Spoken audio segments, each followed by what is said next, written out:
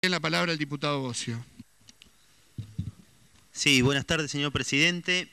Nosotros hemos participado de todas las reuniones, tanto informativas como los debates y como también las reuniones de algunos especialistas o personas que conocen de la temática de la seguridad social y la temática tributaria. Hemos estudiado el tema en profundidad. Y sobre el dictamen o sobre el proyecto de ley que presenta el Ejecutivo tenemos una serie de modificaciones que esperemos que se puedan plantear en el dictamen. Nosotros estamos decididamente de acuerdo y no va a ser de otra manera de ir resolviendo los temas que tengamos que resolver de los jubilados. Podemos tener diferencias metodológicas, diferencias en algunas cuestiones centrales, pero en líneas generales creemos que son etapas. Nosotros la primera etapa incluimos a través de las moratorias a millones de argentinos al sistema previsional, se incorporó la movilidad jubilatoria, son logros que forman parte de la sociedad argentina, son logros que forman parte de los abuelos, queremos respetarlos, queremos cuidarlos, y me parece que, como dije el otro día, si hay un pasivo también hay un activo, y si hay cosas que hay que mejorar, que se mejoren, pero sobre la base de la verdad, y la verdad que el sistema jubilatorio argentino ha tenido cambios profundos y creo que ha sido a favor de millones y millones de argentinos, aun cuando sean insuficientes y aun cuando tengamos que seguir trabajando para mejorarlo. El tema de la emergencia lo voy a profundizar bien en el debate. Nosotros creemos que no es necesario la emergencia en litigiosidad previsional, creemos que eso atenta contra el patrimonio del ANSES por la naturaleza del ANSES. Permítanme la humilde opinión, estuve casi 7 años en el organismo, tiene más de 1.200 abogados. Los problemas de litigiosidad no se acotan tan solo a 4 casos, son cientos de casos. Muchas veces hay vínculos entre los poderes judiciales federales y los propios abogados del ANSES o de estudios previsionales, muchos de ellos denunciados. Ha habido antecedentes y justamente la litigiosidad abre un paraguas para eventual fallos y antecedentes que generen una complejidad en el patrimonio o en el erario de ANSES. Yo creo que no es necesaria, yo creo que simplemente es un paraguas para algunos funcionarios que realmente no lo necesitan, porque en realidad hay una ley que viene a solucionar el tema. Esperemos que se reflexione sobre este punto y creemos que no está emergencia un sistema que tiene casi 750.000 millones de pesos de activos, y creemos que no está en emergencia un sistema que ha jubilado al 98% de los argentinos y que tiene la capacidad de mes a mes pagarle a los jubilados en tiempo y forma, que parece una cuestión normal, aun cuando sea insuficiente, pero no es una cuestión tan normal en la Argentina. Con respecto a los índices, ustedes saben, lo plantearon los especialistas. Nosotros creemos que hay que respetar los índices de la Corte. En 3 casos se ocurre, en el caso del IF no ocurre, no se respeta el índice de la Corte. Entiendo que para el oficialismo este es un tema de mayores recursos. Nosotros creemos que no respetar el índice del IF en definitiva va a generar nueva litigiosidad. ¿Por qué? Porque los fallos y los derechos de los jubilados son imprescriptibles, no se pueden alterar y naturalmente todo el esquema jurídico previsional está esperando que nosotros saquemos un fallo con un índice distinto a el que propone la justicia. No hemos tenido a la justicia acá diciendo que va a homologar esa situación, tampoco podemos pedirle a la justicia, somos otro poder. Entiendo que se debería utilizar el mismo índice, lo vamos a transmitir en nuestras disidencias.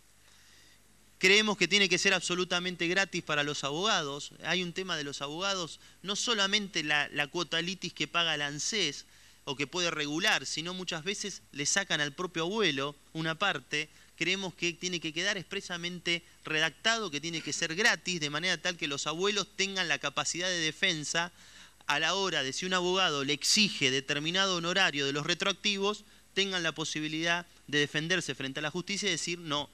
La ley permite que frente a una situación excepcional y frente al planteo que estamos haciendo, que sea gratis para el abuelo. Esto quiero que forma parte del espíritu para que no vuelvan los gestores al ANSES o no vuelvan estas cuestiones que se hacen negocios a veces pequeños y a veces grandes, muy grandes con los abuelos. Con respecto, incorporamos, creo que fue algo que se olvidó, el Poder Ejecutivo En el año 2006, Néstor Kirchner, el decreto 764, dio un aumento generalizado, los fallos lo contemplaron, no está incorporado en el artículo. Creemos que es importante incorporarlo porque fue un aumento que se deduce de Badaro, no está incorporado y me parece que es importante que lo incorporemos. Son menos recursos para el Estado y corresponde que se lo incorpore. Con respecto al orden de prelación, dice 80 años.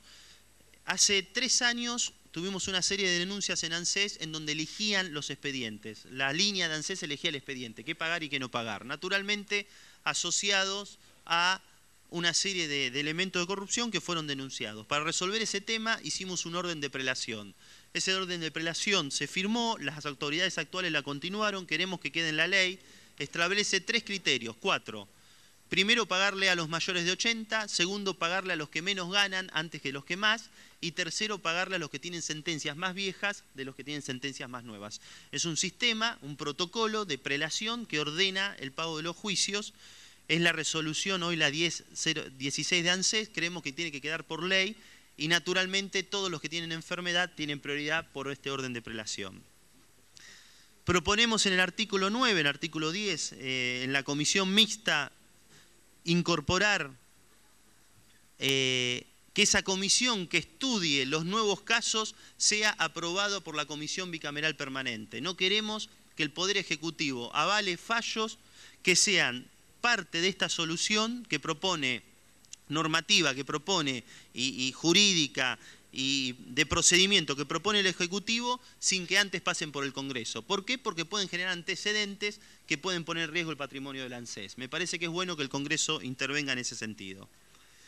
Lo mismo que el Consejo de Sustentabilidad Previsional en términos de orden de prelación. Y ese consejo le proponemos, señor presidente, que incorporemos la palabra previsional, universal, integral, sólido, sustentable, público y de reparto.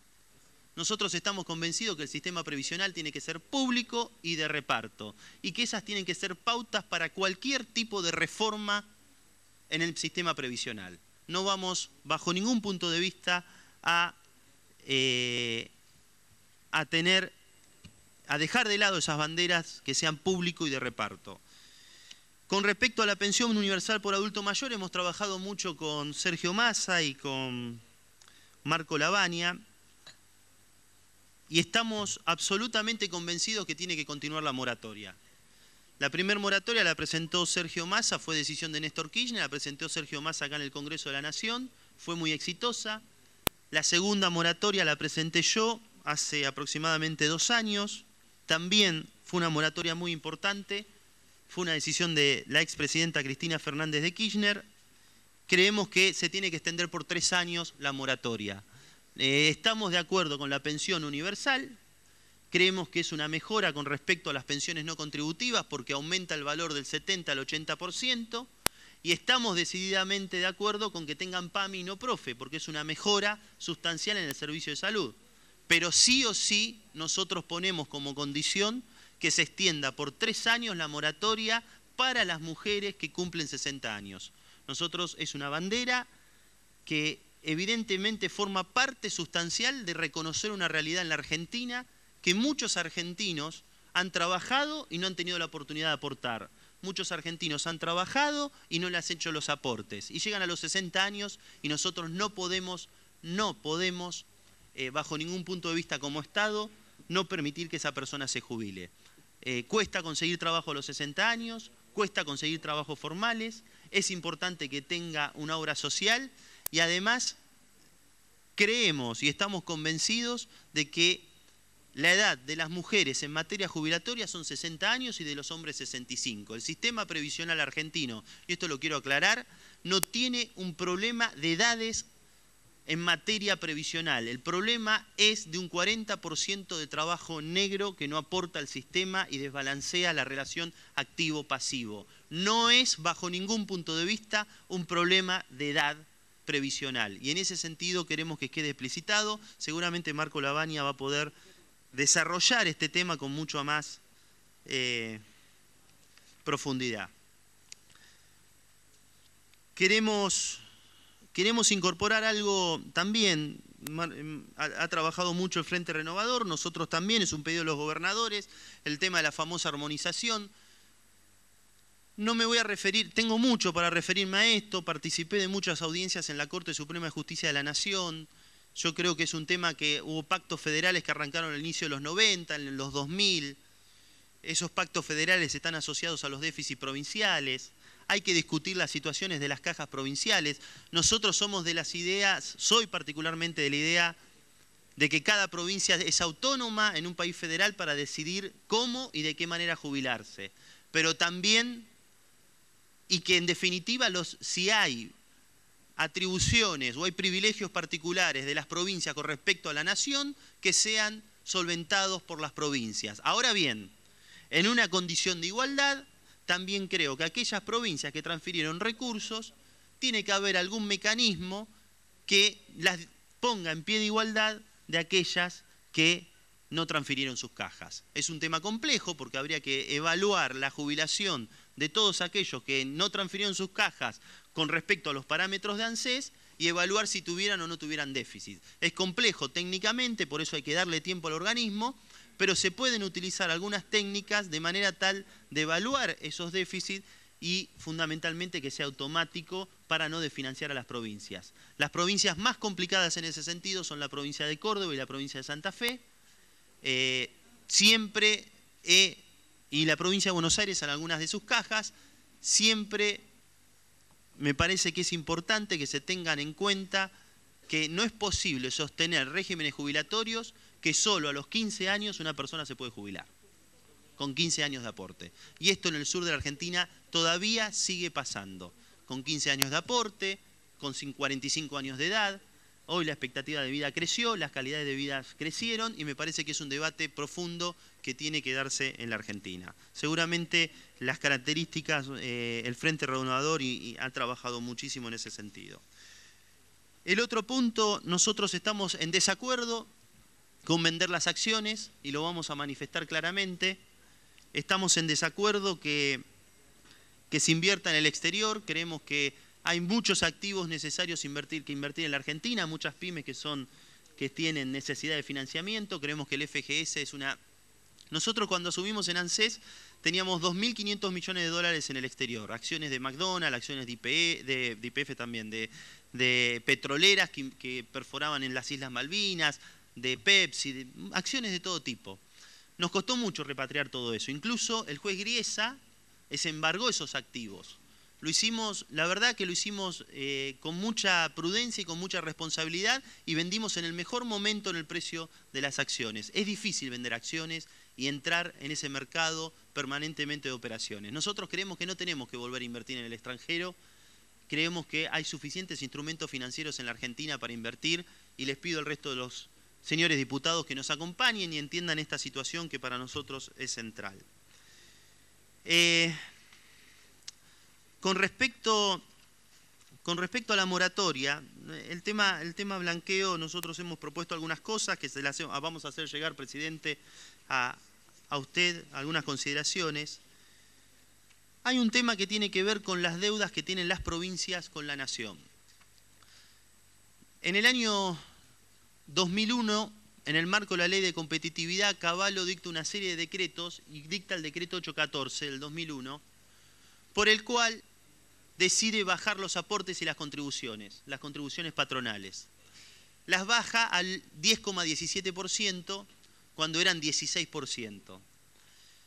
Luego las contribuciones patronales vuelven al 16% y las provincias hicieron una interpretación, y los municipios, de seguir pagando el 10,17%.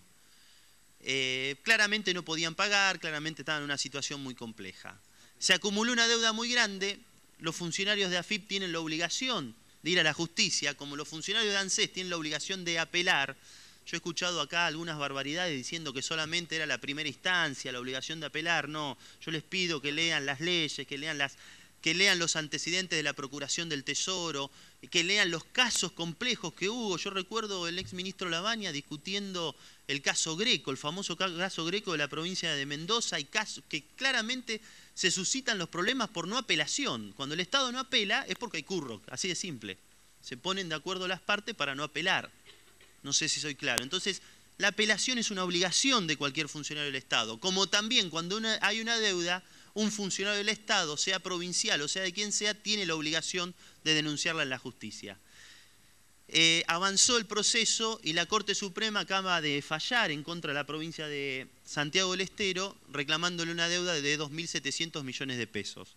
Nosotros queremos extender la moratoria a las provincias por 90 meses, de manera tal que esa deuda que tienen las provincias las puedan financiar a una buena tasa, que no desfinancie las provincias y que en definitiva vaya regularizando una situación que viene desde el año 2001. Creemos que es bueno para las provincias. ¿Cómo? Son las cajas que no transfirieron. Está bien, me aclara bien.